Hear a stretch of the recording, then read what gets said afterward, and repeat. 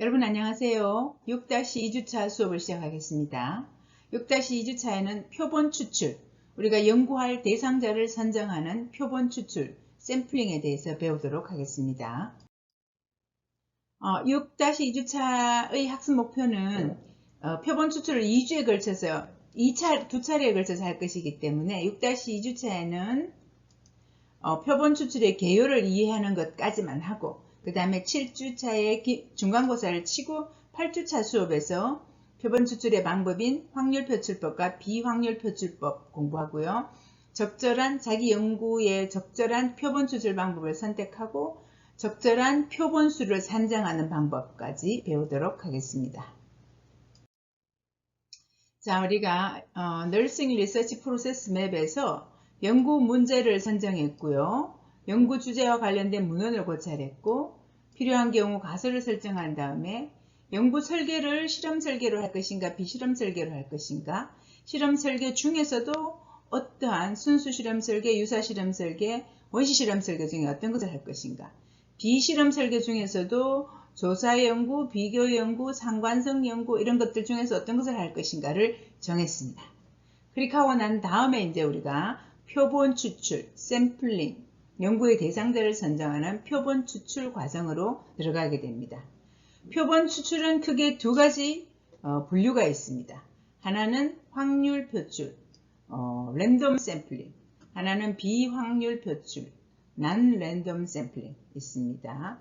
확률 표출이 물론 더 우수한 방법이겠죠. 대상자를 무작위로 뽑기 때문에. 그러나 현실적으로 하기 어려울 때는 비확률 표출을 하게 됩니다.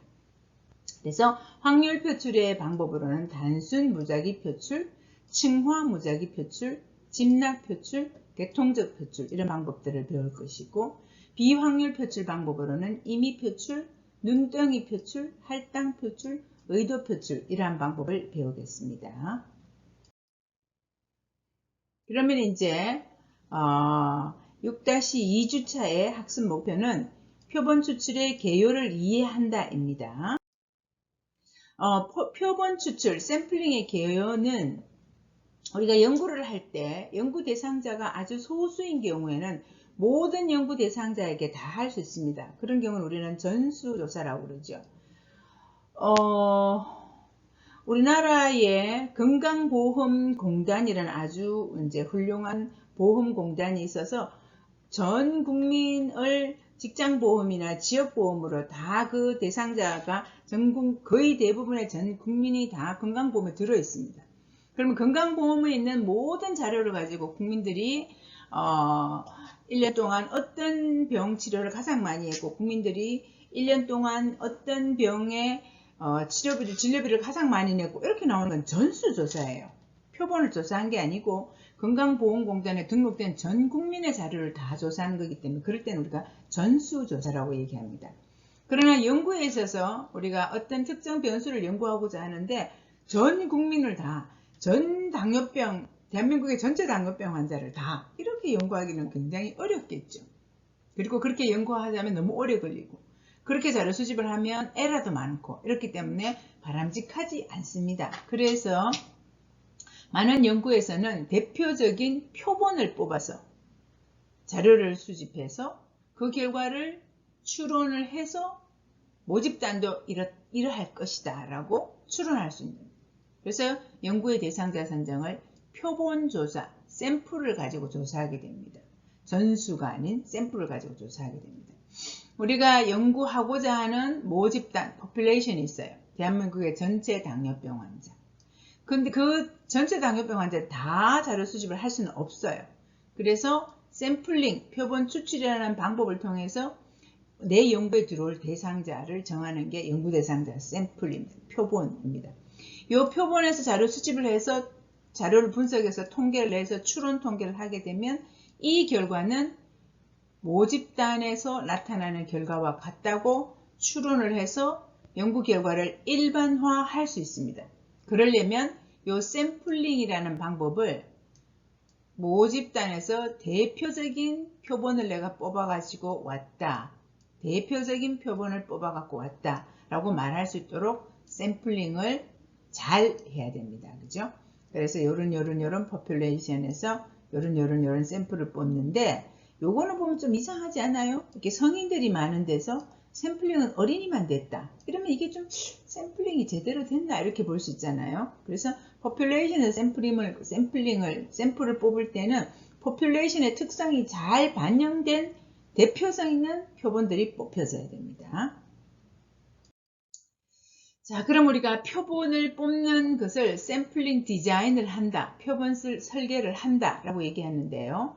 표본을 뽑을 때, 샘플링을 할 때 우리가 사용하는 용어가 모집단, population이에요. 모집단은 연구자가 관심을 갖는 사람이나 사물의 전체를 다 population, 인구집단, 모집단이라고 얘기합니다. 그 다음에 표적 모집단이라는 말은 target population이라는 말은 내가 연구해서 내 연구 결과를 확대 해석할 수 있는 집단, 연구 결과를 일반화, generalization, 확대 해석할 수 있는 집단을 표적 모집단이라고 부릅니다. 근데 우리가 이제 간호사라고 얘기하면 전국에 면허 있는 사람 간호사인데 65세 이상도 있고 뭐 아주 다양한 간호사가 다 간호사겠지만 표적 모집단으로는 대한민국의 취업 간호사, 현재 취업해서 일하고 있는 간호사를 나는 표적 모집단으로 하겠다. 내가 연구해서 내 결과를 일반화시킬 수 있는 대상은 대한민국의 취업 간호사다. 것이고요. 그 다음에 근접 모집단, accessible population이라는 것은 연구자의 접근 가능성, 연구자가 대상자한테 접근할 수 있는 접근 가능성 차원에서 하는 이야기가 근접 모집단입니다.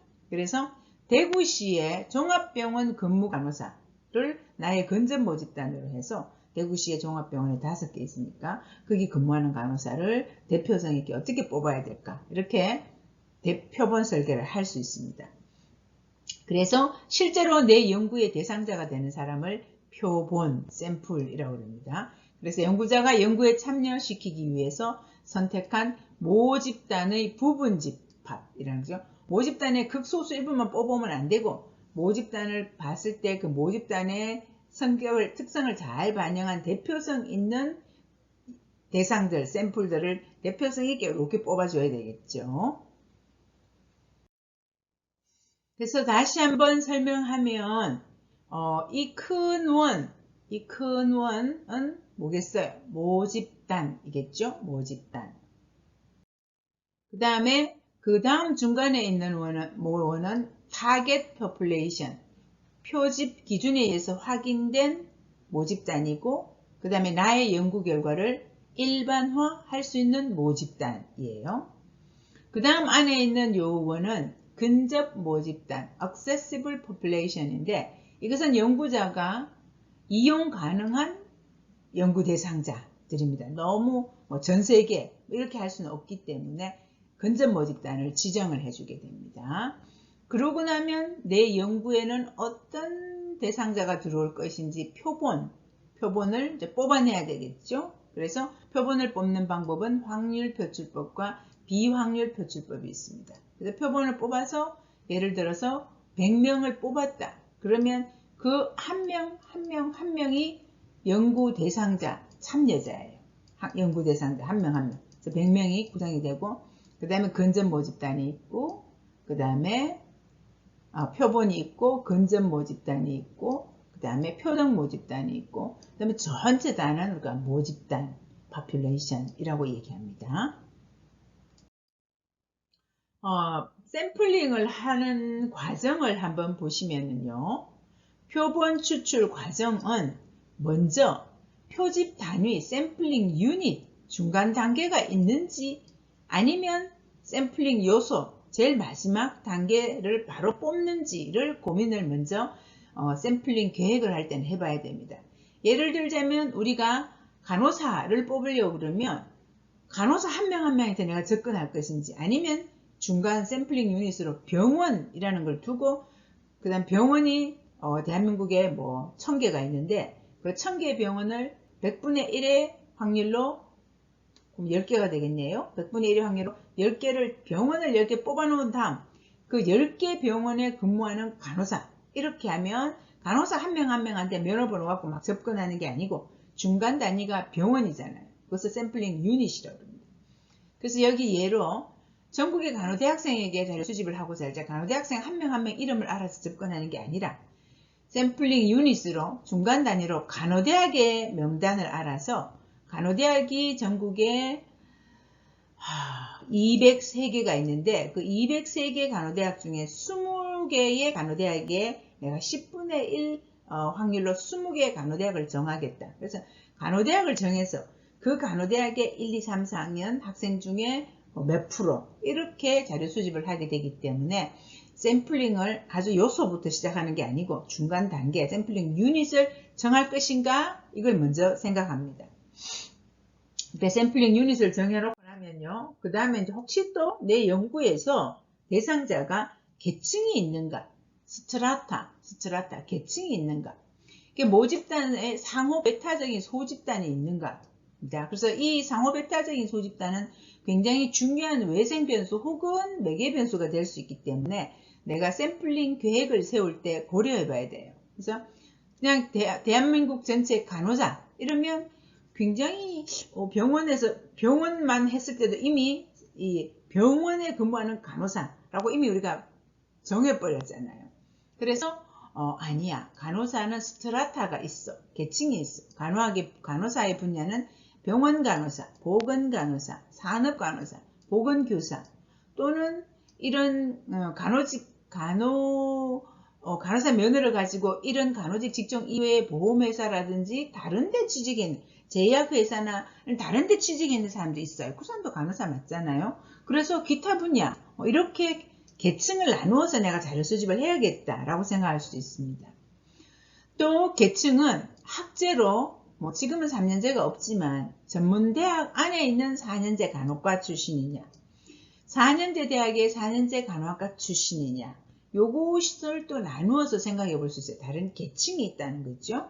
그래서 표본 추출할 때는 일단 중간 단위 샘플링 유닛을 정하고 그 다음에 자기의 샘플의 성격을 잘 봐서 이게 계층이 나누어지는 거면 계층의 대표적인 숫자를 뽑아내도록 이렇게 설계를 해줘야 되겠죠. 그래서 최종적으로 우리가 샘플링 할 때 뽑는 것은 표집 요소, 샘플링 엘리먼트입니다. 표집 요소, 우리가 자료 수집할 대상자, 간호사 100명, 한 명이 샘플링 엘리먼트죠. 자, 그 다음에 이제 표본 연구의 특성은요. 아까 우리가 연구에서 우리는 표본 연구가 아니면 전수 연구를 할 수 있다고 그랬어요. 전수조사. 이미 전수를 다 전산화해서 다 자료를 들고 있는 경우는 그 중에 일부만 할 필요도 없겠죠. 전수 자료를 내면 그 자료 자체가 벌써 모수로서 굉장히 중요한 값을 나타내기 때문에 전수를 할 수 있다면 전수를 합니다. 그러나 개인이 하는 연구에서는 전수를 조사한다는 건 어려운 일이기 때문에 대표성 있는 모집단에서 대표성 있는 표본을 뽑아서 연구하게 됩니다. 그래서 그게 표본 연구가 되죠. 표본 연구의 특성은 정확성 있다는 건데 대단위 모집단에서 자료 수집을 했을 때는 건강보험공단은 이미 전산화가 다 돼 있고 이래가지고 에러가 발생할 우려가 적겠지만 대단위 모집단에서 대한민국의 당뇨병 환자 그 사람들 수십만 명의 자료를 모으려고 그러면 모으는 과정에서 이미 에러가 발생할 거라는 거죠. 그래서 오히려 대표성 있게 뽑은 표본에서 자료 수집하는 것이 더 정확하다 이런 의미입니다. 그 다음에 그러면 이렇게 표본 연구를 할 때 표본 추출을 할 때는 무엇보다 중요한 것이 여기 이제 미국 국민 중에서 이 샘플을 population에서 샘플을 뽑는다 그러면 미국은 50개 주가 있으니까 그 주별로 주의 인구별로 비례해서 각 주에서 몇 명씩 뽑아야 되겠다. 이렇게 해야 대표성 있는 샘플링을 할 수 있겠죠. 그래서 표본 연구를 할 때는 우리가 대표성, representative, 대표성을 항상 생각해야 됩니다. 대표성이 있다라는 얘기는 표집 편중, 샘플링 바이어스를 없애야 하는 것입니다. 그래서 여기서 미국 국민들 중에서 연구 대상자를 뽑을 때 예를 들어서 무슨 시카고 지역이나 뉴욕 지역이나 플로리다 지역이나 이런 대도시에 있는 사람들만 뽑았다. 그러면 미국의 미시시피 지역이나 여기 어딘가요? 여기 굉장히 이게 시골, 몬타나주나 이런 데 굉장히 시골이란 말이에요. 그래서 거기 있는 미국 국민들의 성격하고는 완전히 다른 샘플이 나오게 됩니다. 그래서 항상 대표성 있게 각각의 지역에서 대표성 있게 샘플을 뽑아줘야 된다라는 게 리프레젠타티브고요. 여기선 표집 편중을 적게 하기 위해서 대표성 있는 표본을 뽑아줘야 되는 겁니다. 그 다음 모집단의 이질성이 클수록 표집 편중이 커지기 때문에 이때는 샘플 사이즈를 대상자 수를 좀 많이 해줘야 됩니다. 모집단의 이질성이 크면. 근데 모집단이 굉장히 동질적인 모집단이 모여갖고 있으면 샘플 사이즈가 좀 적어도 표본이 모집단을 잘 대표할 수 있다라고 볼 수 있는 거죠. 그 다음에 표본으로 전수조사가 아닌 표본조사를 하게 되면 시간과 비용을 절감하게 됩니다. 그 다음에 전수조사에 수만 명을 하는 것보다 대표성 있는 몇천 명, 몇백 명한테 하게 되면 구체적인 자료 수집이 가능하죠. 수만 명한테는 진짜 우리가 설문지 한 쪽을 주기도 어렵지만 숫자를 줄여서 몇백 명 같으면 뭐 5쪽짜리 설문지를 줘서 더 구체적인 자료를 수집할 수 있다 이런 말이죠. 자, 그 다음에 표본 연구를 했으면 표본에서 나온 자료를 가지고 우리가 추론 통계, 모수 통계 기법을 통해서 통계를 적절하게 해야지 이 값을, 이 표본에서 나온 값을 모집단의 일반화, 즉 확대 해석을 할 수가 있습니다. 그래서 표본 연구에서는 샘플 표본을 대표성 있게 모집단에서 잘 뽑아야 되고 그 표본에서 뽑은 자료를 잘 통계 분석해서 추론 통계하고 모수 통계를 해야지 이 연구 결과가 내 연구에 나온 500명의 연구 결과가 아니고 나는 5만 명에서 뽑아서 500명을 자료 수집했는데 이 500명에서 뽑은 결과는 5만 명의 확대 해석에도 된다라고 하려면 적절한 통계 방법을 잘 써야 됩니다. 자, 그 다음에 이제 표본을 선정할 때 주의점 보시면은요. 표본 조사를 우리가 할 수밖에 없다고 그랬고요. 그럼 표본을 뽑을 때는 어떻게 해야 되느냐? 주의점을 보시면 표본을 뽑을 때 모집단의 특성과 유사하게 뽑아주는 것이 중요합니다. 그래야지 대표성 있는 표본을 뽑을 수 있어요. 예를 들자면 이렇게 모집단이 있습니다. 있으면 이렇게 빨간 옷이 3명 있기 때문에 빨간 옷 여기 1명 들어와요. 회색 옷이 이렇게 2명, 이렇게 3명 있으니까 회색 옷도 1명 들어와요. 초록색 옷이 하나, 둘, 셋 있으니까 초록색 옷도 1명 들어와요. 파란 옷이 또 하나, 둘, 셋 있어서 파란 옷도 1명 들어와요. 보라색 옷이 하나, 둘, 3명 있어서 보라색 옷도 1명 들어와요. 이렇게 각각 뭐 이게 경상도 사람, 전라도 사람, 광원도 사람 이렇게 있는 데서 대표성 있는 그 중에서 다 골고루 이렇게 뽑아주는 게 모집단의 특성과 유사하게 뽑은 거예요. 모집단은 이렇게 생겼는데 연구 대상자를 까만 사람 3명, 초록 사람 3명 이렇게 뽑아놓으면 굉장히 샘플링 바이아스가 있는 거고 그 샘플에서 뽑은 자료를 포퓰레이션에 확대 해석하기는 곤란하겠죠. 그래서 모집단에서 샘플을 뽑을 때는 항상 대표성 있게 골고루 샘플링 바이아스가 없도록 이렇게 뽑아야 됩니다. 경우에 따라서는 외생 변수를 통제해서 표본 선정을 할 수가 있어요. 경우에 따라서 어떤 자료 수집을 하는데 여성의 경우는 호르몬 때문에 굉장히 영향을 많이 받는다. 그러면 남자 대상자만을 뽑아서 연구를 할 수 있습니다. 그때는 연구 결과를 누구에게만 확대할 수 있나요? 남자 대상자에게만 연구 결과를 확대 해석할 수 있습니다. 그 다음에 외생 변수를 통제하는 방법, 통제해서 표본을 선정하는 방법에 매치드 샘플링이 있습니다. 매치드 샘플링 앞에서 한번 배웠는데요. 굉장히 그 대상자의 성별과 연령이 중요한 외생 변수다. 그러면 어떻게 한다고 그랬어요? 50대 남자 1명을 실험군에 넣었으면 똑같은 50대 남자 1명을 더 구해서 대조군에 넣어준다고.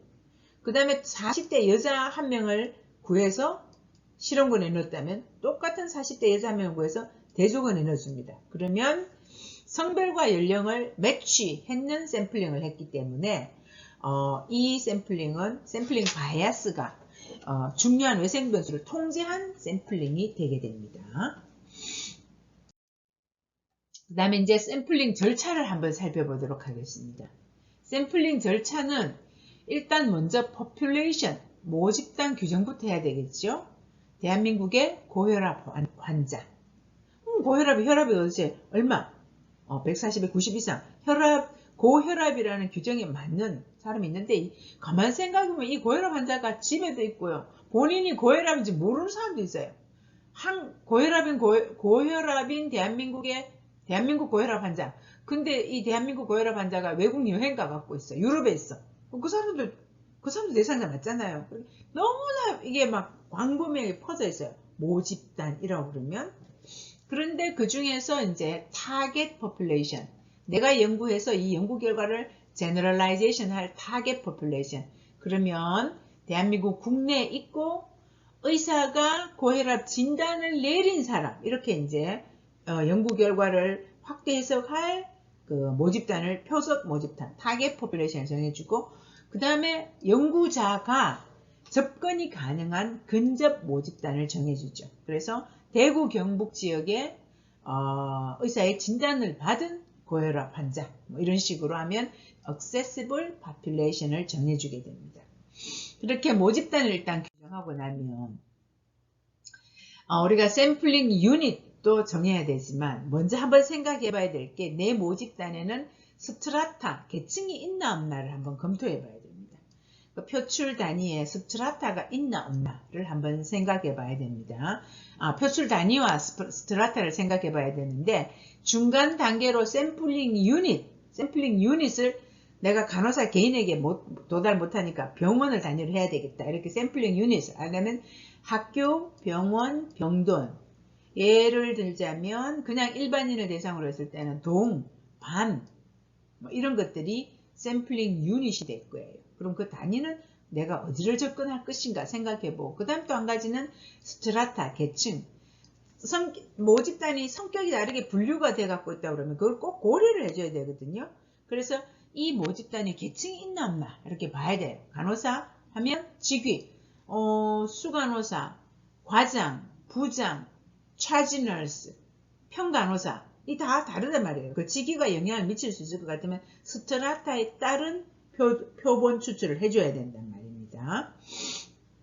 자, 그 다음 이제 요걸 모집단을 규정하고 표출 단위를 정하고 계층이 있나 확인해서 계층이 있으면 계층도 정하고 이렇게 한 다음에 이제 모집단의 원부 리스트를 확보해야 됩니다. 원부는 가장 최근에 표집 요소나 표집 단위를 포함하고 있는 원부를 확인해야 되겠죠.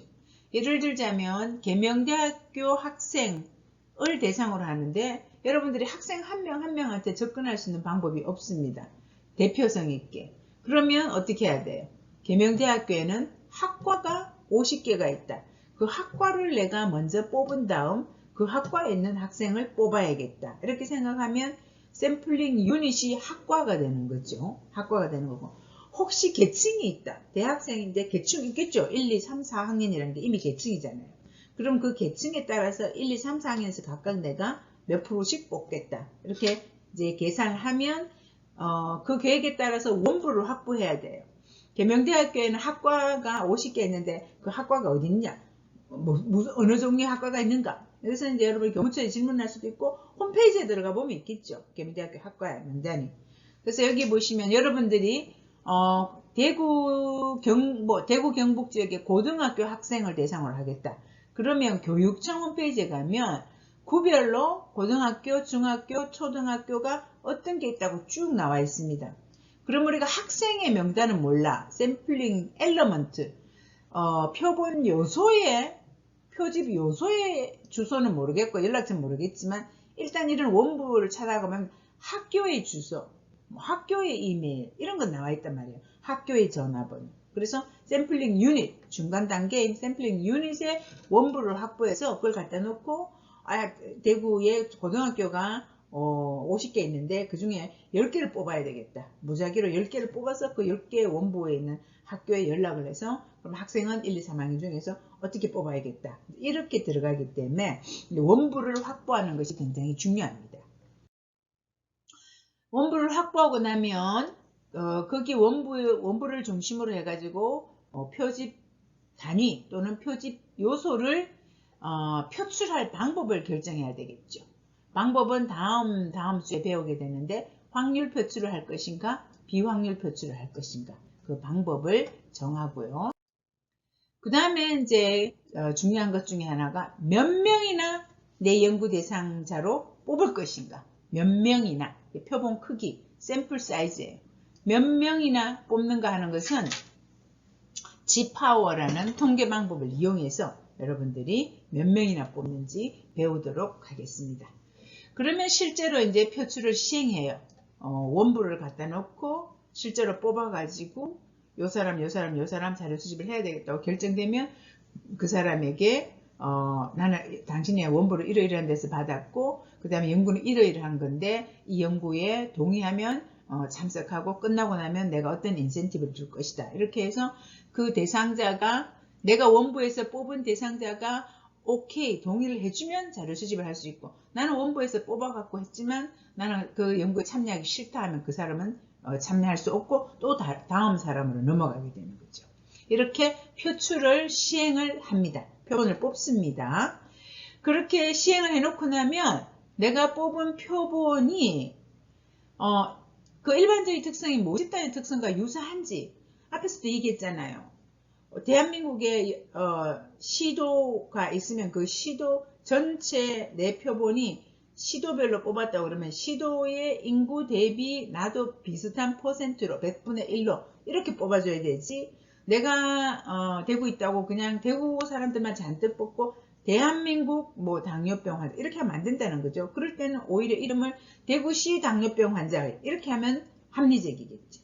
그래서 내가 뽑은 대상자의 특성이 대구시 당뇨병 환자라 하더라도 남자 당뇨병 환자, 여자 당뇨병 환자, 당뇨병이 심한 환자, 경환 환자, 당뇨병을 집에서 치료하고 있는 사람, 입원 치료하고 있는 사람들이 그런 숫자들이 마치 모집단과 같이 나의 표본에도 골고루 들어와 있어줘야 됩니다. 그런지 확인을 해야 돼요.